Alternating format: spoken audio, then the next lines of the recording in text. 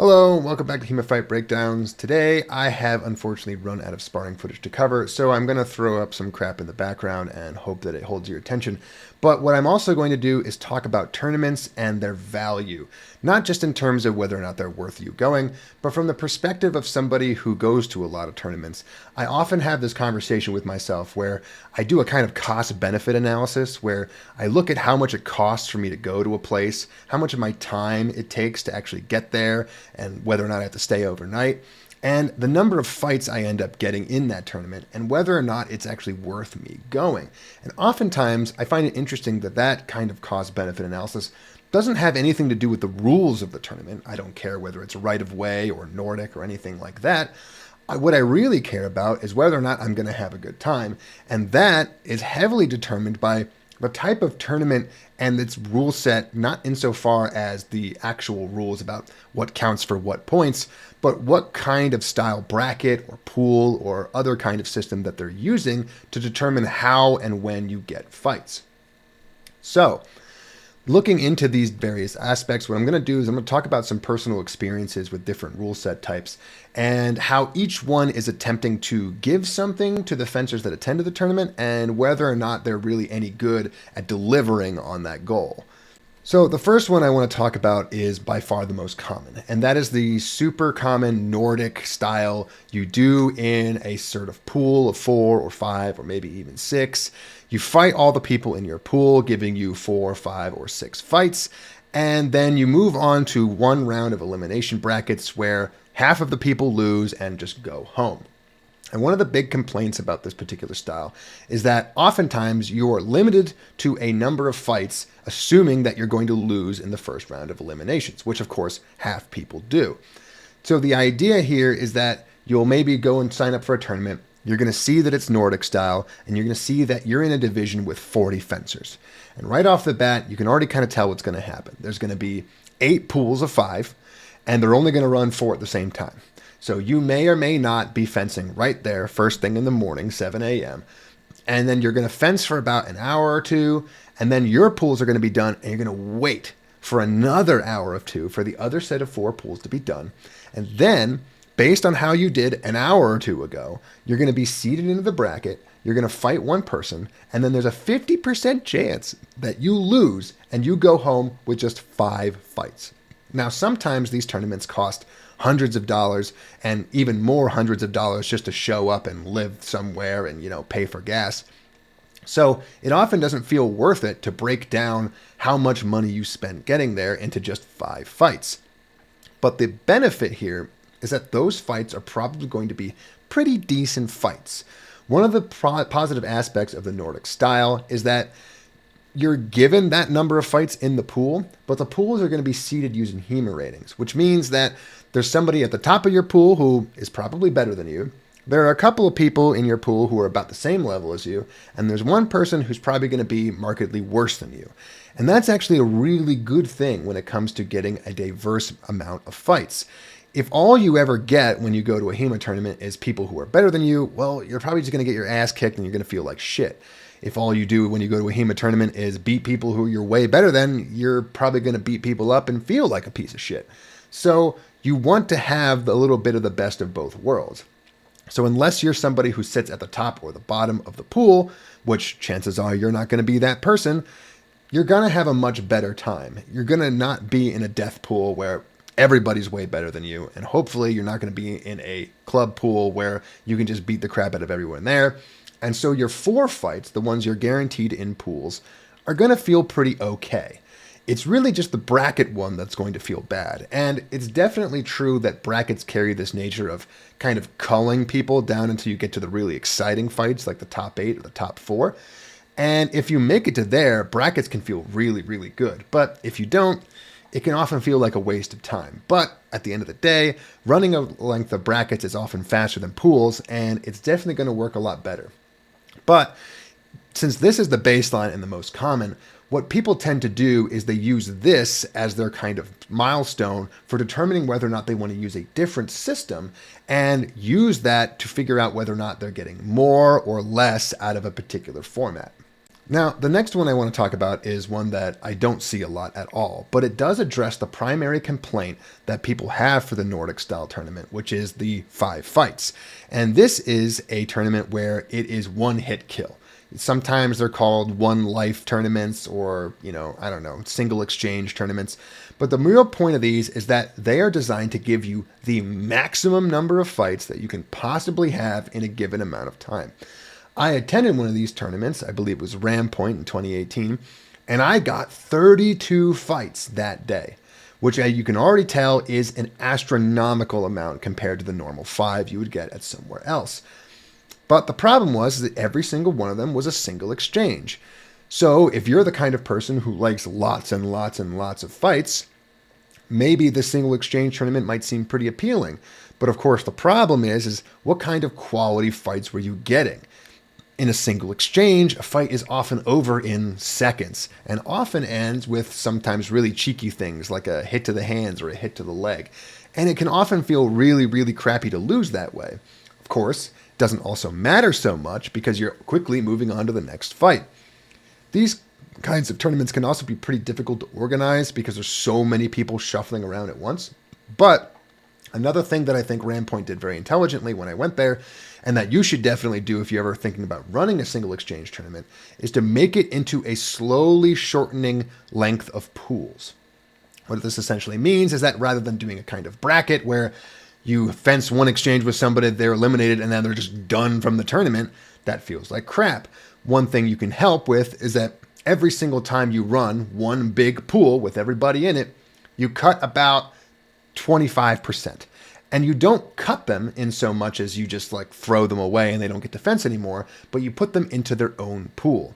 So every single time you fence pools, you're essentially reseeding yourself into a new kind of pool with higher level or lower level people, depending on how you did.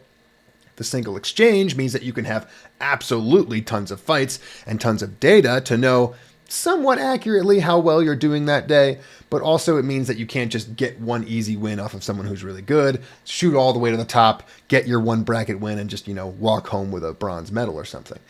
It means you have to very consistently perform over the course of 32 fights, which is going to take quite a while. But if you can give people that many fights and you can give people that many sets of pools, they're going to fight, hopefully, tons of different people. And the quality doesn't necessarily come from the fights itself, but from the fact that they may or may not be able to adjust their performance throughout the entirety of the tournament from beginning to end. But, of course, if you're wondering why I maybe don't like this tournament format so much, it's because there was another problem that came up that maybe people wouldn't have predicted on the onset. And that is that if you're trying to sort people from better to worse, better people are going to consistently perform. And you need a lot of fights to do that. And thankfully, with one exchange, you're going to get plenty of fights. But what you're also going to get is a lot of outliers. You're going to get one person who has one sneaky trick that maybe your rules allow for some reason that you didn't really think was going to happen, that is now happening on every single exchange for this person, and they're winning 4, 5, 6, 7 times in a row before anyone realizes that that's what's happening. As a result, you don't really get any adaptation at all. A person with one sneaky trick can get all the way to the finals in this kind of tournament bracket, and there's really nothing to say that they shouldn't be doing that. As a result, you're not necessarily going to get quality in the sense that you're fighting a lot of really good people. What you're going to get is quality in the sense that you're fighting people who have one really sneaky, crazy trick that you have to know is coming before they even throw it at you. Otherwise, it's too late. So while you will get tons of fights in this particular format, in my opinion, they are not the kinds of quality fights that I like to have or I like to see, given that I love adaptation. But now we're going to try to move in the opposite direction and do something that I see a lot of Nordic countries doing recently, which is to have multiple sets of fights between two people. So you might have noticed it in the Oslo Penguin Cup and a couple other Nordic tournaments I've covered recently. But they'll have a thing when they get down to the finals and the semifinal match. They will have these two people who are fighting for gold and silver fight 3 consecutive matches and then give the award to the person who wins the best of those sets. The idea here being is that anyone can win one match by 1 point, but can you win 3 matches or 2 matches by 1 point 2 or 3 times in a row? The idea being that the more exchanges you get between 2 people, the better that fight is going to be, the more adaptations you're going to see, and as a result, the better quality that fight is going to be. However, it's something only awarded to the people in the finals, which means it's great for someone like me who gets to cover that fight, or someone maybe a little bit better than me who consistently gets to the gold medal match. But for everybody else, it just feels like a waste of time. At the same time, though, this is exactly the kind of thing that somebody might be trying to fight to aspire to. If you're the kind of person who goes to a tournament thinking, I have a real shot at getting to that final match, you might be very excited at the prospect of getting all those exchanges with another really high-level person. That might be the kind of fight that you remember for the rest of your life, let alone the rest of your day. So, it can be said that just giving people the idea that they might get a fight like that is enough to motivate them to sit through what may or may not be a limited number of fights, 4, 5, or maybe even 6. But there is another option you can go with here, which is to try to give everybody a fight like that. And the idea here would be to only do maybe 1 or 2 or 3 fights in that day with a very, very small and tight number of people, where you essentially have like one pool of 5 or 4, where the entire purpose of them is to be almost like exhibition matches, where they're going to fight these 3 sets and they're going to be done, and it's going to take like 3-4 hours to get through these 4 or 5 fights, but they're all going to be the best possible fights imaginable. And I've never actually been at a tournament that managed to pull this off, but I was in a small prize fight section of Ascalon a few years ago that seemed like it was trying to do something pretty similar. We went to 20 points instead of 10 that the format usually had, and there were breaks in between so that we could make sure that each thing was kind of broken up into its own section. You'd only fight for about 5 minutes, get to about 10, 12 points, and then go again. And the idea here is that you're getting an absolute ton of exchanges with the best of the best, and that they're going to put on A, a really great show for everybody, and B, be guaranteed to them if they were in that bracket. So one thing that's happening a lot here on the East Coast at the very least is that we're having a lot of Tier A, Tier B, Tier C longsword tournaments.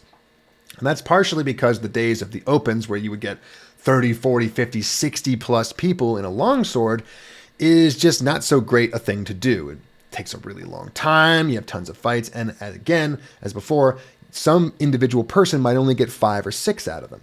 So, by having this prize fight incentive, you break off maybe the top 5 or 10 people from a particular division, you put them into these crazy fights, and then you move down and you can do the similar thing for less people.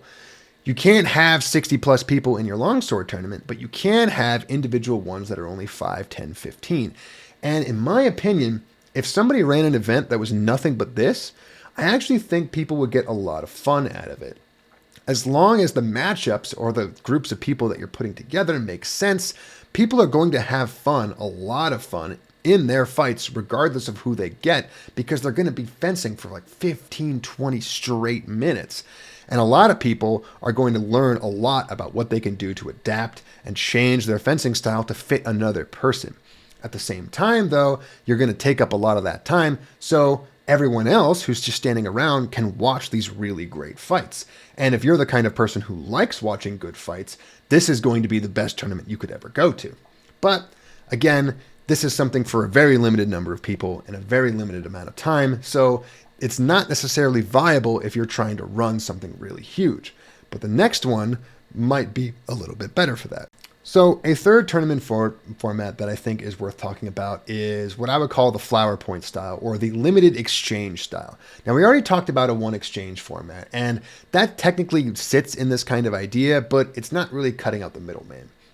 Flower Point, for what it's worth, ran for a number of years and limited people to 3 exchanges. And 3 exchanges was a very small number. However, it is just about better enough that you can get the feel for how the fight is going to go. You can have one exchange, adapt to that exchange, have another exchange, adapt again, and then have your third fight and your third exchange, and just feel like you maybe got a feel for the person you were fighting just long enough to go out. At the same time, I have fought under tournaments where there were 5 exchanges. And 5 really feels like the magic number sometimes for how many times you can go in a row before you get the feeling of how the fight is going to go in the near future, and you can kind of cut it off from there. Winning 5 exchanges in a row pretty much means that you were going to win no matter what, and having an even 3-2 pretty much tells you the fight was going to be even no matter how long it went. So even if you did the previous idea of fencing each other for 20 minutes, that 3-2 might turn into a 16-12 by the end of 15 minutes, which doesn't really tell you anything more than a 3-2 does. At the same time, though, these 5 exchange limits still mean that every single exchange is extremely important, but it does give you a kind of quality. So the idea with this tournament format is to try to just split the difference between all of the main problems and benefits of the 3 basic things that I've said before. You're having a limited number of exchanges, which means that you're taking way less time in pools and brackets, which means you can afford to have 2 or even 3 rounds of pools before everyone stops having to fight. People will go from 4 or 5 fights to about 10 or 12, which is a really nice number to have without it being insane like 32.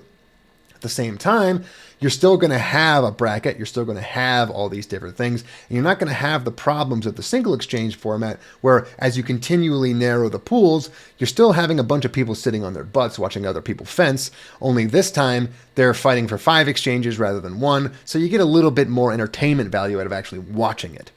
It's not as much as the one where they go for 20 minutes, but it is still something. And then, of course, at the exact same time, you cut down on the amount of time it takes to run through these individual pools. So you can afford to do maybe 1-2 rounds of pools, 1 bracket, and you can get it done in like 3 hours rather than 4 or 5 with 50, 60 people in your longsword tournament. This is a really great benefit. So if you want to try to cut out the middleman and try to go the best of both worlds or all 3 worlds, this is the kind of thing you're probably looking to do. But there's another problem that I haven't talked about that really does come up quite a lot in the single exchange format, but in my opinion is actually more important in a 5 exchange or a 3 exchange tournament, and that is judging. People love to complain about judging and directing. And in my opinion, they're most of the time wrong about these kinds of complaints, but at the end of the day, if you want to talk about how to make tournament experiences good for people, you can't ignore their complaints, and this is one of the big ones. When you're in a 5 or, God forbid, a 3 exchange tournament, one bad call can completely change a fight, especially if there's differing point values for different things. If you get a headshot and you get 2 points and you've only got 3 exchanges, you literally can't even make up those 2 points with 2 more extremity shots in the next 2. You'll be tied. That feels like crap. And going down to a bad call feels really bad in the mindset of everybody. But it feels even worse when you knew that it ruined one of your fights. Now, in a 32 fight day, maybe you're not going to care so much about one bad call. Because it's one bad call, one bad fight, and chances are, as the pool's narrow, you might end up fighting that person again anyway. But with 5 exchanges or 3 exchanges, you're actually probably not guaranteed to fight that person again. You actually might still be in brackets, and this might be the complete end of your day, which will feel bad. And more importantly, even though you'll get 10, 12 fights, you're still going to remember that 1 or 2 times your fight was ruined by a bad call. And if we assume for a second that judges and directors are 80% right in the world of HEMA, which I think is giving them way more credit than is actually accurate, that would still mean that you're guaranteed almost 1 bad call in every one of your 5 exchanges, which means that if that bad call gives them too many points, it's almost impossible to come back from something like that.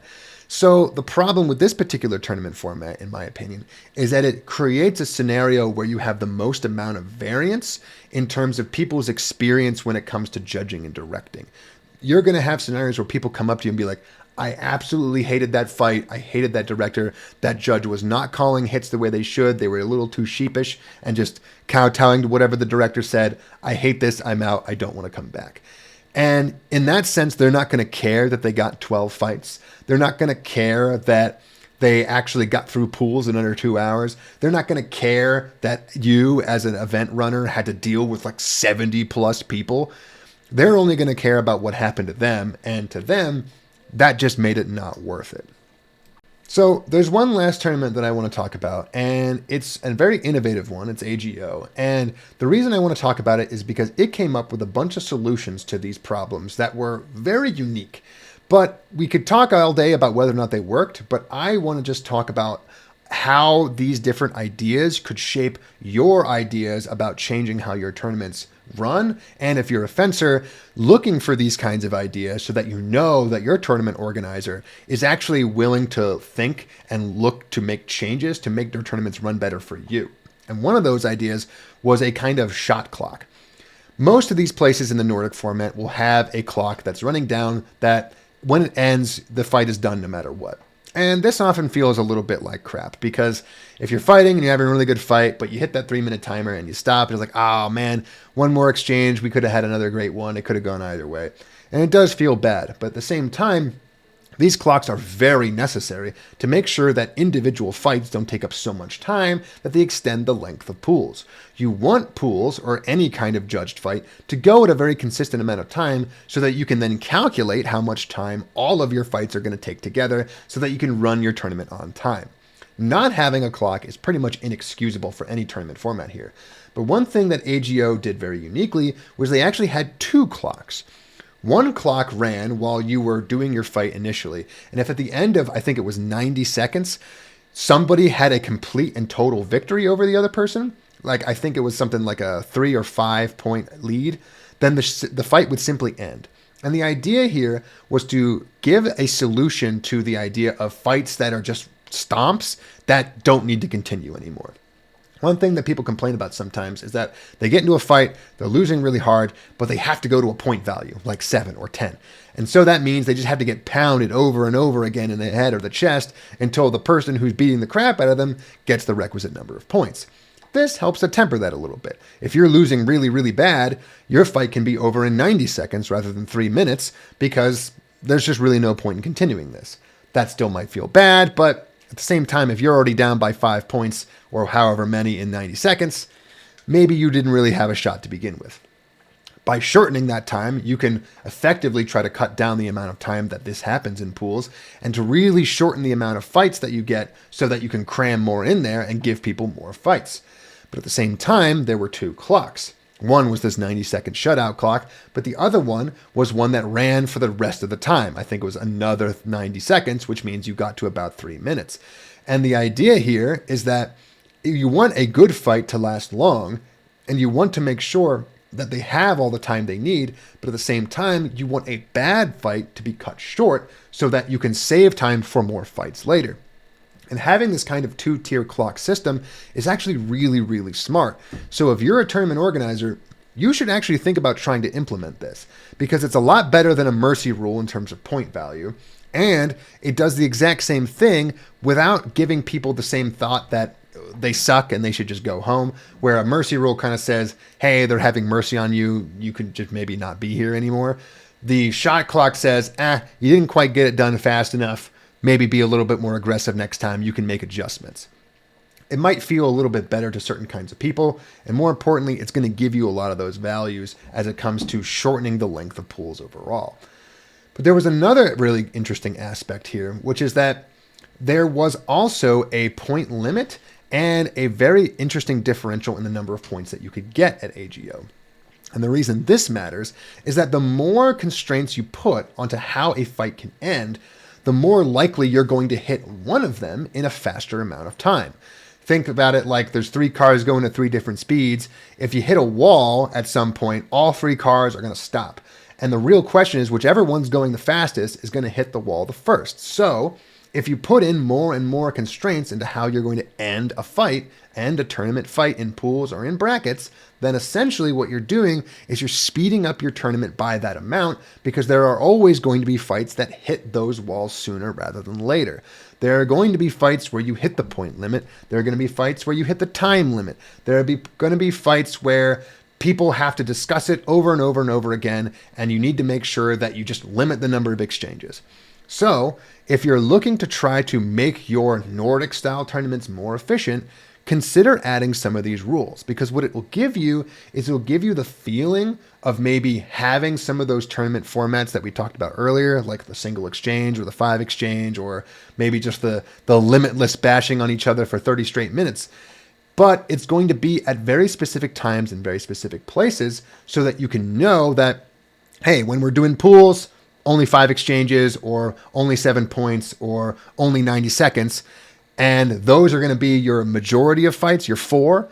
But then when you get into brackets, you get into the really long ones. We go to 12, you go to 5 minutes, you go to no shot clock. And suddenly you're going to have way better fights. So even though you might only have 4 fights and then you're 1 in eliminations, maybe you're really going to remember that 1 in elimination and you're going to feel a little bit better about having spent $200 to go there.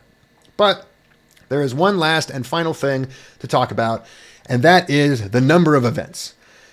A lot of HEMA tournaments are still following the paradigm of the pre-COVID era, like Long Point, where they will make you spend tons and tons of money to rent out this absolutely massive ballroom space in the Marriott. And as a result, you need to make sure that as a event organizer, you make all your money back. So you got to have longsword, saber, rapier, everything. You got to have all of those, and you need all of your people to sign up for as many tournaments as possible so that you use everything to its fullest extent. But nowadays, we're starting to see a little bit of a shift. We're starting to see more day trippable tournaments, 1-day event, 1-weapon events that cost maybe $50, $60.